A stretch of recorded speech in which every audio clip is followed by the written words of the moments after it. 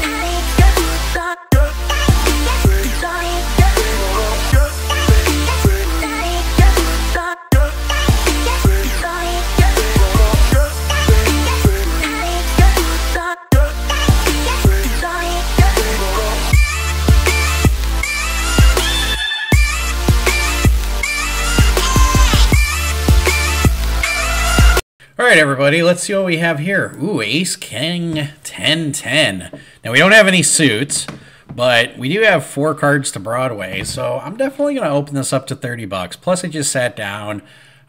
People don't know exactly how I play. Well, middle position pots it for 140. Why would he do that? Oh, I see. He's only got like $300 behind or so, or 300 total. So he's like halfway in already. So I'm sitting here going, well, I guess I'm going to play this kind of like a tournament hand. I got ace king and I have a pocket pair, so I'm probably going to rip it. The guy to my right asks me how much I have in my stack, and I inform him I've got like 1,100 bucks. And he's debating on repotting it or throwing it away. So my guess is he's probably got like queens, maybe like queen, queen, jack, 9 or something. So he likes to muck. And I say, well, I think this is kind of like a tournament hand. I got 2 short stacks behind me. One guy's already called 30. The next guy is re-raised to 140.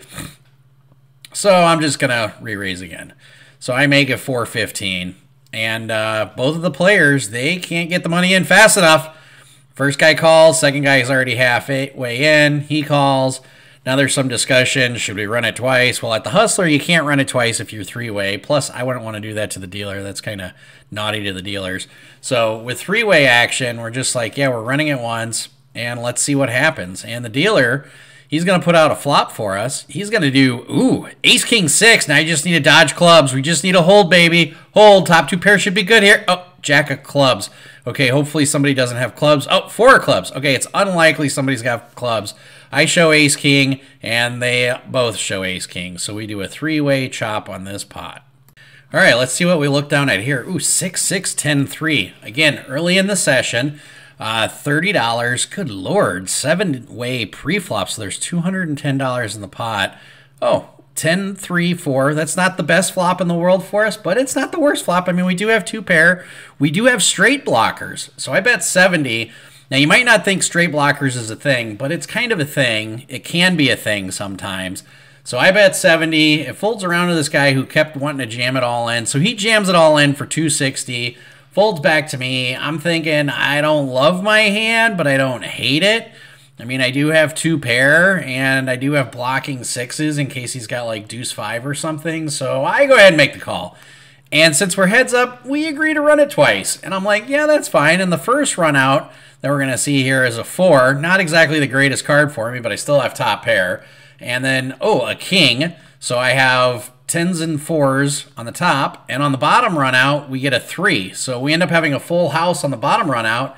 And we end up scooping. And the gentleman was on a straight draw. So we end up getting a little lucky on this one by dodging his straight draw outs.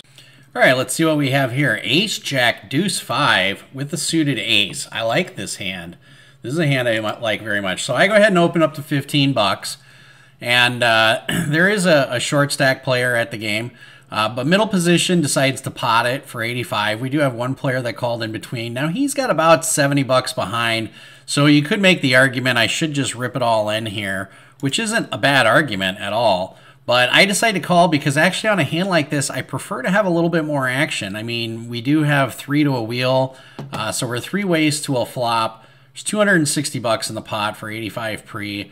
And one person, again, is short stacked. One person's got like 600, 700 behind. And, oh, the flop is deuce 3, 4. Oh, wow. This is definitely one of my my gin flops, if you will. So we have the wheel. So we're going to go ahead and lead here. I'm going to bet 230. And, yeah, it gets to the next player who ends up going in the tank for just a little bit. And he ends up saying, nope, he wants to play for more. So he goes all in for 660. The other guy's all in for 80. I go ahead and snap call. Turn is a king of spades. Just hold, baby. River. Oh, jack of clubs. And the other guy shows 3, 4, 7, 8 with the 7, 8 of clubs. And we lose. Balls. Well, let's see what the next hand has to bring us. Ooh, ace, 10, 8, ace. Oh, pocket aces with a 10, 8 suited, baby. Let's go. I'm going to repot it. There's a $20 raise, middle position, so I repot it to 100. And the first player says, how much is it? And I always announce, it's 1 white betting disc, sir. 1 white betting disc in the state of California happens to be $100. So I end up getting 1 caller, and I get 2 callers. So we're going 3 ways to the flop, and I'm thinking, I like aces, especially 3 ways. It's a pretty good hand to have. So the flop comes deuce 6, 6. I'm like, well, I guess if you guys called with the 6, you might just take it with you. So I'm just going to bet 215. It's kind of a feeler bet, kind of a, I think I'm a head bet unless you have a dangling 6. First player gets rid of it, and second player gets rid of it, and we end up scooping, picking up a nice little pot here. Let's see what this hand has to bring us. 8 Jack 10 King double suited. Ooh. Now this is a kind of connected hand. I like the 10 Jack King. I'd prefer to have 9 10 Jack King. But we've got $100 in the pot is brewing. Ooh, the flop is King 7 4. Top pair with second nut flush draw and maybe some runner possibility straight draws. So on a board like this, I'm definitely going to lead. I lead out for 40 bucks. It's only $40 into a $100 pot. I expect to get called here pretty lightly. Maybe with like a king, maybe a straight draw, maybe a worse flush draw. 40 bucks looks pretty weak. Oh, I get one caller. Okay, that's okay. And let's see if anybody else wants to join the party. So this guy goes in the tank for 40 bucks and a $100 pot. He obviously has nothing. And then the other guy folds. So we're actually going heads up to a turn. I like this. This is not bad. Let's see what the turn has to bring us, everybody. Because right now, he didn't raise, so I'm kind of thinking he's either got a straight draw or maybe a worse flush draw. So, oh, the turn is a 7 of spades. Well, he didn't raise, so if he's got like a straight draw or a flush draw, he should get rid of this hand a lot of the time. So I'm just going to go ahead and bet out 140. So it's not quite a pot size bet, but, unless he's got like a dangling 7, like if he's got 5, 6, 7, then he might call. He flats. Okay, all right. Well, you've obviously got something. Maybe he's got like 5, 7, 8. Maybe he's got ace king and he's just getting sticky with it. I'm not really sure what to think of this. But when the river, 6 of diamonds. Okay, now I think I'm good, but I'm not sure. I need to do a blocker bet because if I check it and he bets pot, I'm going to be in a weird position. So here I'm just going to bet out 300. Just kind of as a blocker bet. He snap calls. Oh my god, once he snap calls, I'm like, your ace high diamonds is good. I turn over my hand. He actually shows us king, so no aggression on the turn. He played it pretty well, probably got the max out of me that he could, because has he raised at any point, I get rid of the hand. Well, let's see what this hand has to bring us. Looks like there's already some action pre-flop. And, 9, 9, 10, 10, no suits, but I do like this hand. Anytime you have a pocket pair where it's connected like that, that's a hand that I like, especially when it's right in the middle. So 9, 9, 10, 10 is a good hand. I like to raise with it. The guy to my left asks me if he can bring it in for me. I show him my hand, and then he's like, oh, wait, I want to play. And I'm like, sir, you just saw my hand. You can't play after you've seen my hand. You just told me you wanted to bring it in. So anyways, we go $40, 3 ways to a flop. And the flop is going to bring us, ace 7 8. We have an up and down open-ended straight draw, and we have kind of an overpair to the 7 or the 8. So we lead out for 75. We don't mind getting called here. We don't mind getting raised, because if anybody's got like ace 7, ace 8, ace anything, we're still actually ahead for equity. So middle position goes all in for 115. This is obviously going to be an easy call for me. And one player folds, so I end up calling. We end up going heads up to a run out, and this ends up being a pretty good position for us. So the turn, jack of spades, we turn the nuts, and then the river, 7 of hearts. So I show him, I say I do have a straight, and he looks at his hand, and he mucks, and we end up scooping this one. So this is a nice one that went our way. So here we go. I know what you guys are thinking. How is nothing going your way in this session, Josh? Oh, ace, ace, 9, queen. Pocket aces with the suited ace. So to answer your question, this is kind of the start. We do 3-bet in the small blind to 125. We actually have $400 behind. We get 3 callers. Now, a lot of times you have to just be comfortable playing multi-way pots with aces. So when the flop comes jack 8 deuce complete rainbow, I've got backdoor spades, I have a gutter ball, I have an overpair, I'm never drawing dead. I'm just gonna rip it in all in. Really the only thing that should call me is like 9 10, I guess pocket 8s, jack 8 can call me, pocket jacks can call me, and even against all of those hands I still don't mind it that much. I mean, even if pocket jacks calls me, I still have a 10 or an ace for outs, so I still have 6 outs. I'm still getting there 25% of the time. Oh my god, we got 2 callers. So one guy is in for like 260, 270. The other guy calls. And so here I'm like, you know, if I get like a deuce on the turn, I'm going to feel really good about my hand. Of course, if I get a 10, I'm going to feel really good. And of course, if I get an ace, I'm going to feel really good. But any spade, I'm hoping for a spade, a 10, a deuce, or an ace. And so we just go all the way to a run out. And so the turn, oh, this guy's going to muck first. Oh, there we go. So I'm like, come on, deuce, come on, 10. Oh, the turn's a 6. Okay, that's not a bad card. Oh, the river's a 6. I actually feel really good about my hand, but the guy tables pocket jacks right away. And I'm like, well, yeah, you're good, sir. You're going to win this one. Nice hand. Here I thought the second 6 bailed me out, but it didn't. Onward to the next hand. Ooh, 8-8, king, double suited. Yeah, I like this hand. Now, we're already 3 ways to the flop. I 3-bet it. I'm sorry, 4 ways to the flop. I did 3-bet it. There's $300 in the pot. This was a hand that really took me for a curveball. And let me know what you guys think I should have done, because on the flop, I don't raise. I just end up calling when I thought the guy was doing kind of a blocker feeler bet. So let me know. The cutoff right in front of me bets 135. Instead of me leaning into him, I just snap call. And I did not know that this player was a Hold'em player primarily. Had I known he was a Hold'em player, I probably would have raised. But instead, I just flat. I mean, I'm sitting here. I've got an overpair. I have second nut draw. When he bets 130 into a $300 pot, I'm really thinking, or 135, I'm really thinking that he's on some kind of draw. So he's either got hearts like I do, or maybe he has like 8-10 or 6-8. I'm not really sure, but I'm going to go ahead and call. We go heads up to the turn. And so, yeah, I'm just sitting here. I did not realize he was a Hold'em player. Turn's a 10 of clubs. Okay, so not the worst turn in the world for me. I do have 8s as blockers, so maybe I can get him off of a hand like jacks or queens. Or if he does have like 8-10, I'm probably not going to get him off of that hand. But, yeah, I'm just kind of curious what he's going to do here. And he ends up firing out a bet that, in my opinion, looks weak. I want to know what you guys think, because there's 570 in the pot, and he bets 170.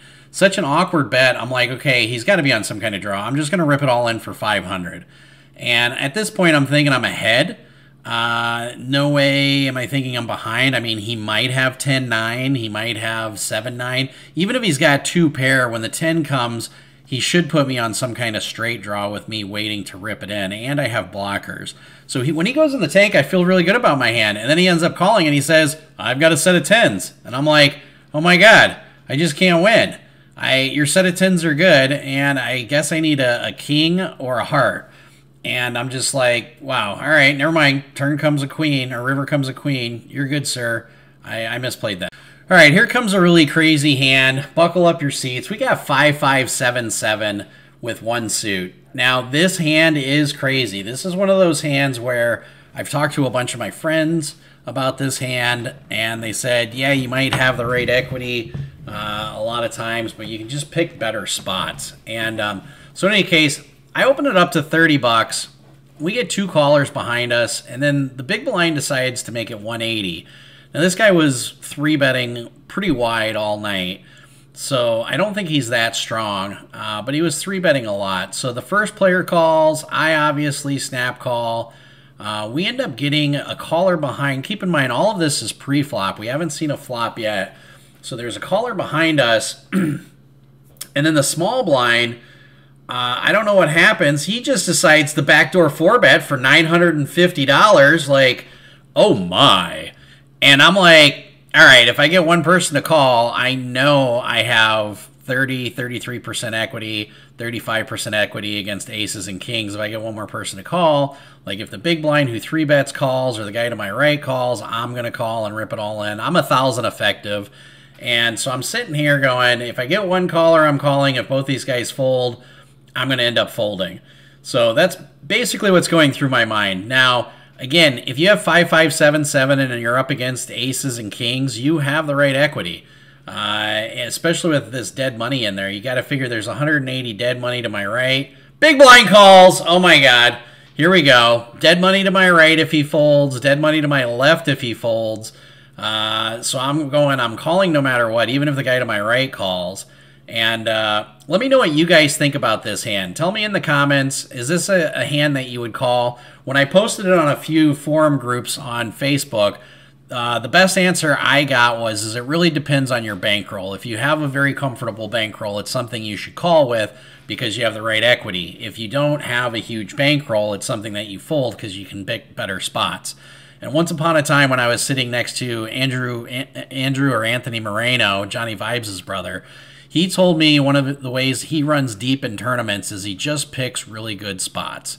So in cash games, maybe I should listen to the advice and wisdom of Andrew Moreno. But when the player to my right folds, I wasn't thinking of Andrew Moreno at the time. I was just thinking, I'm getting the right equity, 5577. Let's just jam it all in for $1,000. $180 dead money to my right. Guy to my left who called for 180 ends up mucking it, so that's more dead money. So I'm thinking, this isn't too bad. I mean, when you think about it, it's like another, $820 to win like a $3,400 pot. So yeah, I think this is an okay call. Again, let me know what you guys think, what you would do in this situation. So other guy folds in between. So we're essentially three ways all in to a flop. And we're going to see a run out here. Again, this was just one of those crazy hands. Nothing was going for me tonight. The board's, King 10 deuce with 2 clubs. Oh, yeah, this is not a good board. Oh, the turn's a jack of clubs. Oh, God. This is really not a good turn. Oh, and the river's even a king of hearts. So I found out after the hand that my hearts were live. The guy who backdoor 4-bet had 7, 8, 9, 10 with 1 suit. And the guy who initially 3-bet has ace, king, 9, deuce, double suited. This is just crazy stuff you don't see very often. Even in California, you don't see it very often. But I was just like, wow, all right, nice hand, everybody. Now I'm officially stuck for like $6,000. LA is a great place to be at. I'm pretty excited that we're here with Donkfish. And yeah. Day one was really bad, so it was funny because this whole trip started in Rivers, Chicago, where I think I won like 1180. Then Prairie Meadows, I won like 800. Then I had a downswing in Iowa at Council Bluffs of like I think it was like $3,000. Then I won like 2,200, and then I won 1,000 at Council Bluffs on top of that. Then I think I had like a $200 loss. And then I go to Vegas to have lots of fun. I only had 2 small sessions. One while everybody was asleep, like at 5 in the morning. Pardon me, I had 3 sessions. And one was at like 5 in the morning where I lost 2 huge pots, but ended up booking like a $53 win. And then my second session at the Win was after my wife got on a plane. I ended up winning like $1,500 and change. And then on the flight that I left, I played Hold'em and won like 580. And so like for the whole week, I think if you add all that up, it's like around $6,000, and that's what I lost last night. So I feel like a fish.